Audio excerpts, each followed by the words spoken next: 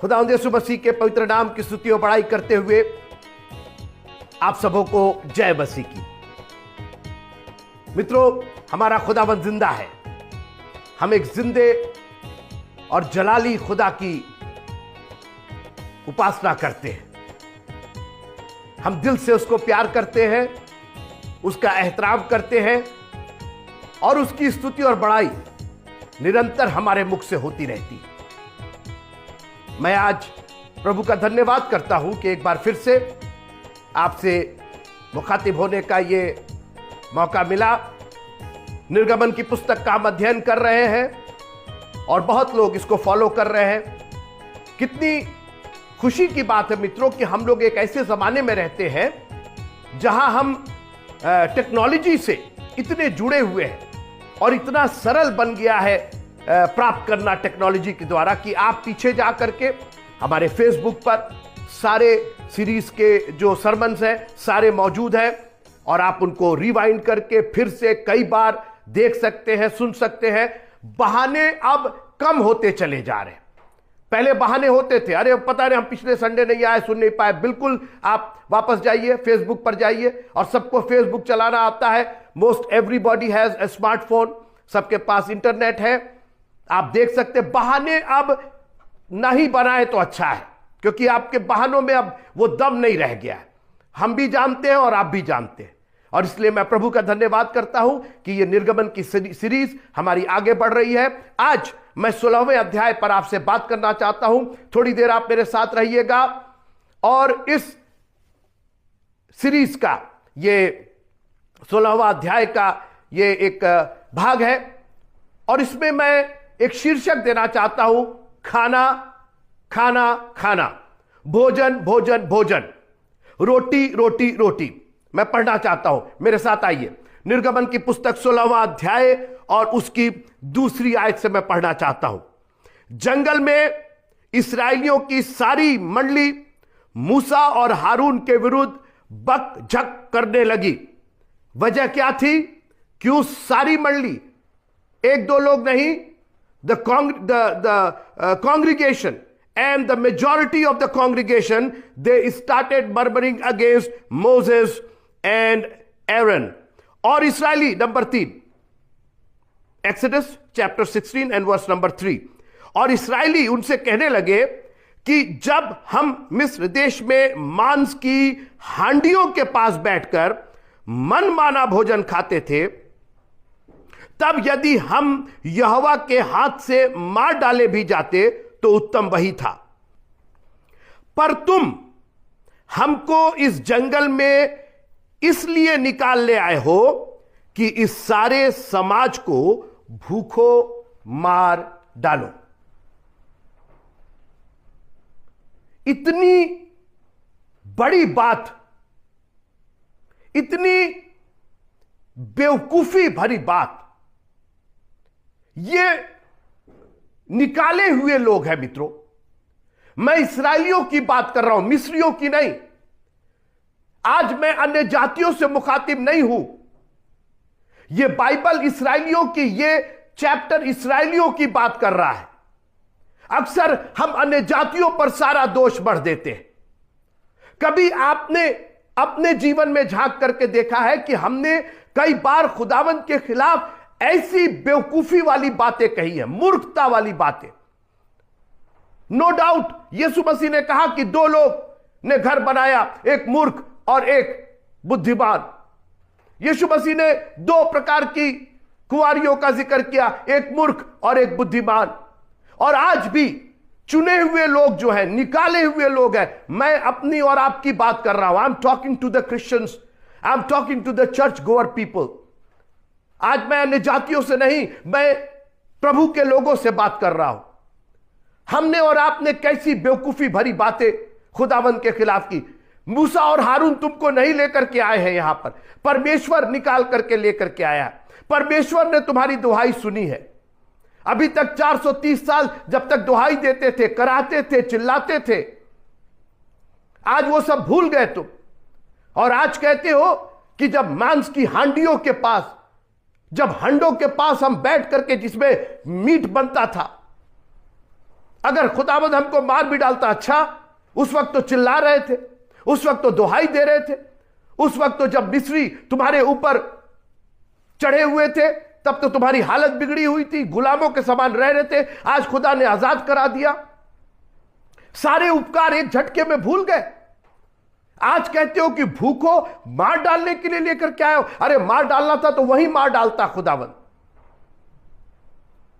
और आज बहुत ध्यान से मेरी बात सुनिए, आज हम मसीहियों की यही हालत है। आज हम लोग भूख से डरते हैं।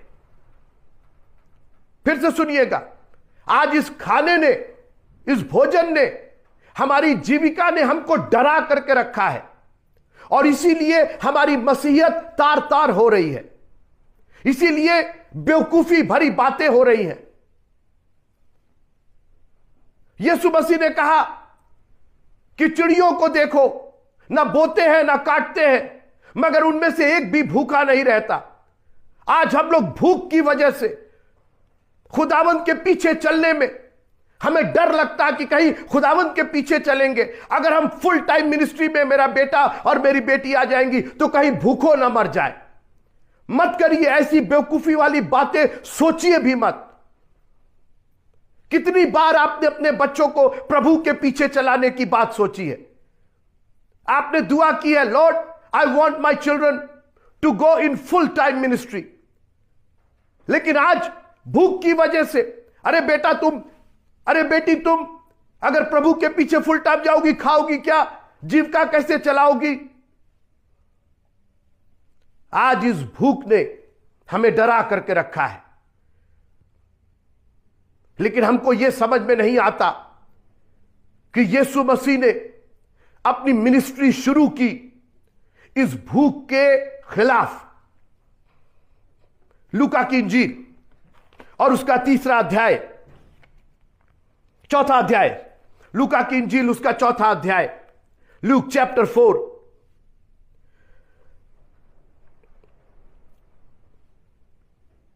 Look chapter 4 and verse number 2। उन दिनों में उसने कुछ न खाया और जब वे दिन पूरे हो गए तो उसे भूख लगी।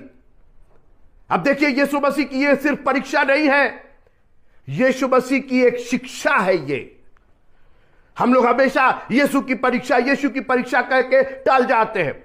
यह शिक्षा है मेरे और आपके लिए। वो कुछ बताना चाह रहे हैं। His ministry has started now. उसकी सेवा शुरू है यहीं से। अक्सर लोग कहते हैं कि उसका पहला आश्चर्यकर्म, और बाइबल भी कहती है कि उसका पहला आश्चर्यकर्म था, मगर मुझे यह लगता है कि यह एक शिक्षा, पहली शिक्षा यीशु मसीह ने हमें और आपको दी। और उसे भूख लगी और शैतान ने उससे कहा, यदि तू परमेश्वर का पुत्र है तो इस पत्थर से कह कि रोटी बन जाए। एक बात मैं यहां बताना चाहता हूं, थोड़ी देर मेरे साथ ध्यान से सुनिएगा। शैतान को आश्चर्यकर्म और चमत्कार से कोई प्रॉब्लम नहीं है। फिर से सुनिएगा, शैतान को चमत्कार और आश्चर्य कर्मों से कोई प्रॉब्लम नहीं। इनफैक्ट वो तो चाहता ही है कि चमत्कार हो। जी, ये शायद आपने कभी सुना नहीं होगा, लेकिन अभी कुछ दिन पहले मैं मेडिटेट कर रहा था और प्रभु ने मुझे यह दिया कि शैतान उकसाता है चमत्कार करने के लिए। उसी ने कहा कि पत्थरों से कह दे कि रोटी बन जाए। आप सोचिए, शैतान यीशु मसीह को उकसा रहा है। वो कह रहा है कि सर चमत्कार कीजिए ना, क्योंकि चमत्कार को ही तो नमस्कार है।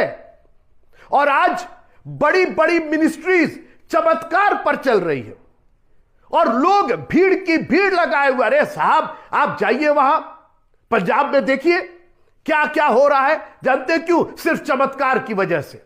आज उनके चमत्कार बंद हो जाए, एक जन आपको उस पंडाल में नहीं दिखाई देगा। और इसीलिए जब तक यीशु मसीह आश्चर्य कर्म और चमत्कार करते रहे, लोग उनके पीछे पीछे रहे। लेकिन जब क्रूस पर पहुंचे तो भीड़ में से एक आदमी नहीं था वहां पर। कब्र पर सिर्फ 2 स्त्रियां पहुंची, और वो भी एक मरे हुए यीशु की लोथ पर मसाला लगाने के लिए। किसी को यकीन नहीं था। चेले, चमत्कार खत्म हो गया था ना। मेरी बात ध्यान से सुनिए, अब तो यीशु मसीह मर गए, चमत्कार खत्म हो गया। हां ठीक है, पृथ्वी डोल गई, चट्टानें तड़क गई, सूरज अंधकार हो गया, लेकिन उसमें उनको बोले कि वो तो मर गए, अब तो चमत्कार आश्चर्य कर्म खत्म हो गए। चेले यहूदियों के डर के मारे कमरे में बंद थे। और मैं आपसे पूछना चाहता हूं, आप चमत्कार देखना चाहते हैं कि उद्धार देखना चाहते हैं? जब स्वर्गदूत आया संदेश लेकर के गड़ेड़ियों के पास, तो उसने ये नहीं कहा कि एक आश्चर्य कर्म करने वाला पैदा हुआ है, एक चमत्कार करने वाला पैदा हुआ है, एक पत्थरों से रोटियां बनाने वाला पैदा हुआ है, एक हीलर पैदा हुआ है, एक चंगा करने वाला पैदा। आज मसीह के लोग दीवाने हुए हैं, चंगाई के पीछे दीवाने हुए। अरे मैंने ये कर दिया, मैंने वो कर दिया, मैंने इसमें से दुष्टात्मा ने। यीशु मसीह ने कहा कि इससे मत खुश हो कि दुष्टात्माएं तुम्हारे बस में, ये तो बहुत छोटी सी बात है। खुश इससे हो कि तुम्हारे नाम जीवन की पुस्तक में लिखे हुए हैं। आप चमत्कार को नमस्कार करते रहिए, आप आश्चर्य कर्म खोजते रहिए। यीशु मसीह ने डांटा, तुम केवल रोटी के लिए मुझको खोजते हो, उद्धार के लिए नहीं खोजते हो।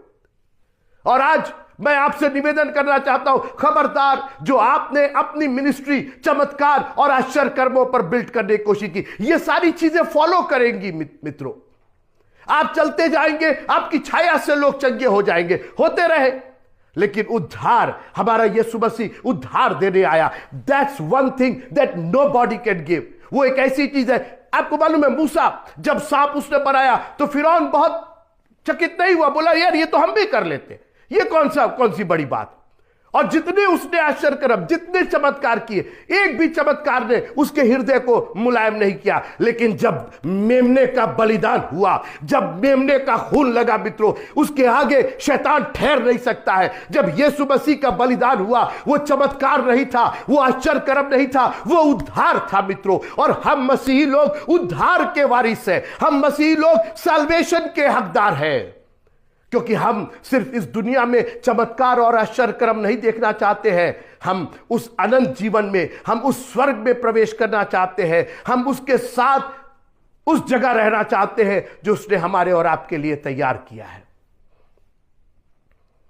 चमत्कार करिए ना, कुछ चमत्कार करिए। कंगूरे पर ले गया, गिरा दीजिए अपने आप को, आपको चोट नहीं लगेगी। चमत्कार दिखाइए मित्रों। मैं हाथ जोड़ के आपसे निवेदन करता हूं, अगर आप सचमुच उसके बेटे और बेटियां हैं तो इस चमत्कार को एक किनारे कहिए और कहिए, my salvation, I need my salvation. क्यों उस गरीब लाजर के साथ चमत्कार नहीं हो गया? क्यों कुत्ते उसका घाव चाटते थे? क्योंकि यीशु मसीह ये बताना चाहते थे कि संसार में तुमको कष्ट होता है, लेकिन मैंने संसार को जीत लिया है। और उसके बाद जब दूसरी पिक्चर दिखती है, जब दूसरी तस्वीर दिखाई देती है, तो वो इब्राहिम पिता के गोद में बैठा हुआ है। आज इस चीज ने, इस चमत्कार ने हमको घेर रखा है। यीशु मसीह ने साफ कहा कि मनुष्य, अब मेरे साथ रहिए, मैं आगे बढ़ रहा हूं। लूका की इंजील उसका 4वां अध्याय और उसकी 4वीं आयत। यीशु ने उसको उत्तर दिया, are you ready to give an answer to your situation? क्या आप शैतान को उत्तर देने में सक्षम है? आप तो कॉम्प्रोमाइज कर रहे हैं, हम और आप तो कॉम्प्रोमाइज कर रहे हैं। हां बेटा तू पढ़ ले, तू स्कूल चला जा। स्कूल के लिए मारा मारी है, अपने बच्चों को कितना पढ़ा दे, कितना लिखा दे, मार मार करके। कभी आपने बाइबल के लिए अपने बच्चों पर सख्त हुए? तुमको यह याद करना ही है, तुमको यह जानना ही है। ABCD के लिए हम लोग दीवाने हुए हैं। अरे मनुष्य सारे जगत को प्राप्त करे और अपने जान का जोखिम उठाए। मैं बार बार अपने परिवार में कहता हूं, खबरदार, जो हमारे अपने जान का जोखिम, हमने संसार प्राप्त कर लिया, खुदावंद ने सारी सुख सुविधाएं दी है, मगर अपने जान का जोखिम नहीं होना चाहिए। ये सारी चीजें पा करके भी हम नरक में जा सकते हैं।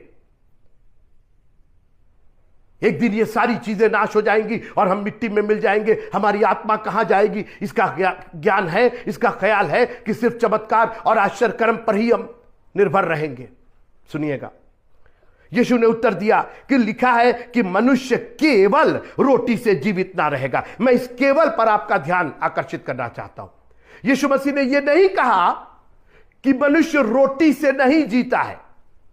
जी, रोटी चाहिए, इस शरीर के लिए रोटी चाहिए, उसने रोटी खिलाई भी, मगर केवल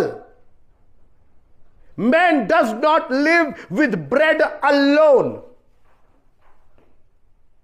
आपको उसके साथ खुदा का कलाम चाहिए, वो आपको जिंदा रखेगा। आप जिंदा रह करके भी मरे हुए रहेंगे अगर खुदा का कलाम ना हो। लेकिन एक एक वचन जो परमेश्वर के मुख से निकलता है, उससे किस जिंदगी की बात कर रहे थे यीशु मसीह, हमको शिक्षा दे रहे थे, मत पागल हो इस रोटी के पीछे, ये रोटी तो मिल ही जाएगी, उसके राज्य और धर्म की खोज करो, बाद में सारी वस्तुएं तुमको मिल जाएंगी। अनंत जीवन की खोज करो, everything will be added unto you. वो उसकी क्या चिंता करते हो? चिड़ियों को देखो, सोसनों को देखो, परमेश्वर खिलाता है उनको, कल की चिंता मत करना। क्या यीशु मसीह ने पहले यूज किया, क्या खाएंगे क्या पिएंगे। आज हमारी पहली चिंता यह है हम क्या खाएंगे और क्या पिएंगे। पूरा परिवार इसी में लगा हुआ, सुबह से शाम तक उठ करके क्या खाएंगे क्या पिएंगे, क्या खाएंगे क्या पिएंगे। कोई ये नहीं कहता अरे भाई कोई परमेश्वर का वचन पढ़ेगा, कोई एक सुंदर गीत गाएगा, कोई उसकी स्तुति और बड़ाई करेगा। नाश्ता बाद में होगा, लंच बाद में होगा, डिनर बाद में होगा, पहले उसकी स्तुति तो हो जाए, उसकी बड़ाई तो हो जाए, उसका धन्यवाद तो हो जाए, उसके वचन से पहले हम जिंदा तो हो जाए। मर करके खा करके क्या करेंगे? एक मुर्दे को क्या खिलाइएगा? परमेश्वर का कलाम मित्रों, ये इस्राएली लोग भूल गए कि खुदाबंद इनको कुछ सिखाना चाहता है। इनको प्रभु ने, यहोवा ने भूखा रखा, क्यों? आइए मैं पढ़ता हूं व्यवस्था विवरण, ड्यूटेरोनॉमी व्यवस्था विवरण, और उसका 8वां अध्याय व्यवस्था विवरण का, व्यवस्था विवरण उसका 8वां अध्याय और 3री आयत, chapter 8 of Deuteronomy and verse number 3। उसने तुझको नम्र बनाया और भूखा भी होने दिया। आपको उसने भूखा रखा है। कई बार खुदावंद हमको ऐसी सिचुएशन में ला करके रखता है। You have to understand that is a purpose of God even in our hunger. हमारी भूख में भी उसका एक पर्पस है।